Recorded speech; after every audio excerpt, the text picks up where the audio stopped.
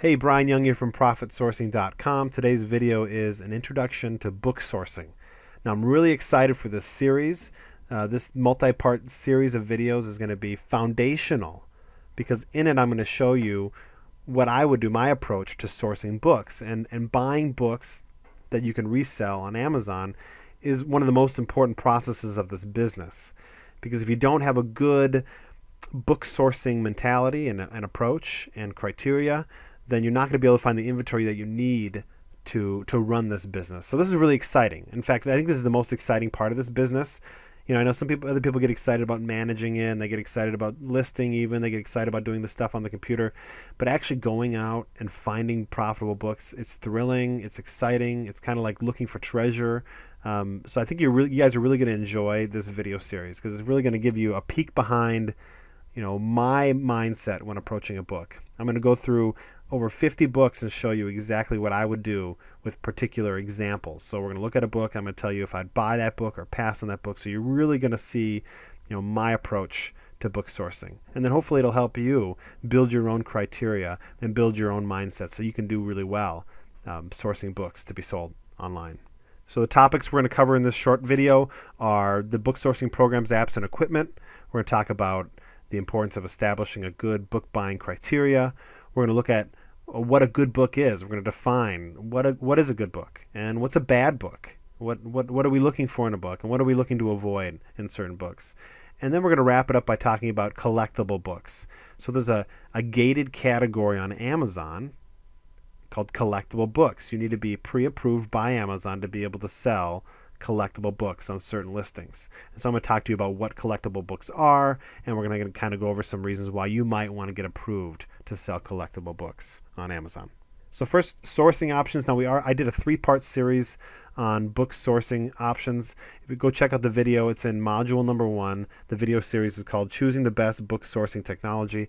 I don't want to get back into it here. Go check out that video series. I really lay out for you all the tools and equipment that I'd recommend you purchase when setting up your book sourcing business.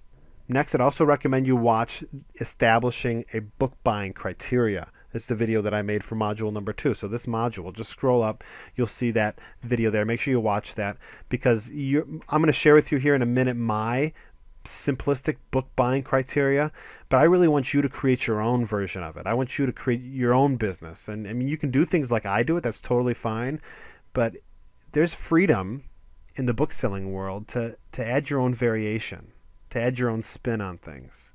And we have a profitable book selling business, but there's definitely ways that we could be doing things better. And so maybe you figured that out, and maybe that'll be reflected in your book buying criteria. So be sure to check out that video. So what is a good book? Our simple baseline criteria is this, and then I'll get into some more details about what kind of books we look for. But we're looking for books that cost $2 or less, so we don't want to spend more than $2 on a book. We're looking for a book that will have a sale price of $11 or more on Amazon. So if I'm looking at a book and I determine while it's in my hand that it's in very good condition, I want to be able to sell that book in very good condition on Amazon. And then finally, we're looking for books that have a sales rank of 5 million or better. So a rank anywhere from 1 to 5 million will meet our criteria. And that's essentially it. I used to have like this multi-row chart, complicated graph on determining, you know, whether we should buy a book or not. But I really dumbed it down, made it really simplistic because I wanted my book sourcing team to be able to, you know, to know it like the back of their hand. So they wanted to stand around questioning things and wasting their time. I wanted them to make decisions. And so it isn't the perfect book buying criteria. And if you've been selling books for any amount of time, you might be reading this and being like, well, that's a little too simple, because maybe you're thinking some books that I would have cut out that you've sold and made some nice profits on.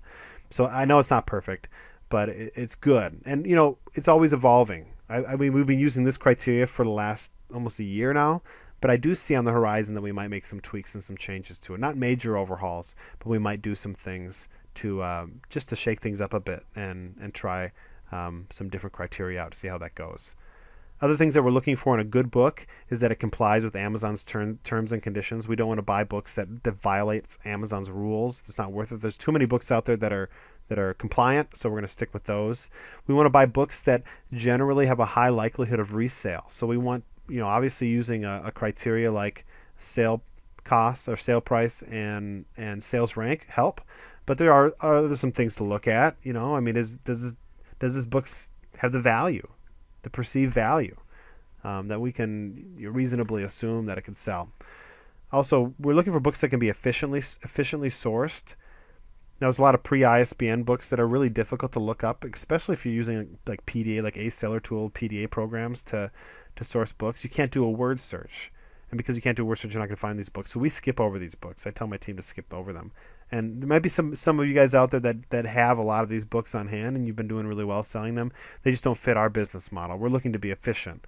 We know that it takes between 10 to 20 books scanned to be able to find one to keep.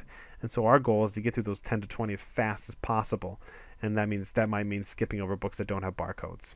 We're also looking for books that fit our ethical values. So figure out what your right and wrong is, and if there's books that are written on questionable topics, you might want to skip them. Because, I mean, ultimately, we want to build a business that we can stand behind, we can be proud of. Like, we'd be happy to send our friends and family to visit our Amazon store to buy a book. We wouldn't feel embarrassed by any of the books that are sold there. And so you might want to do that for your business as well. And then finally, we find books that fit the guidelines. We don't want to stretch them. So if a book looks like it's good, in the back of my mind, I'm thinking, hey, I could like scuff out that, and I could shave off this, and I could sand that down, and I can make it very good.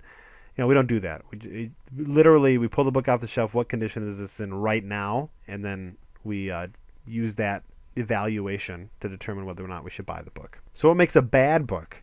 Well, conversely, books that violate Amazon's terms and conditions. We'll talk about that in a minute. Books of questionable or unlikely resale value. Sometimes, books will meet the criteria, but they really shouldn't be purchased.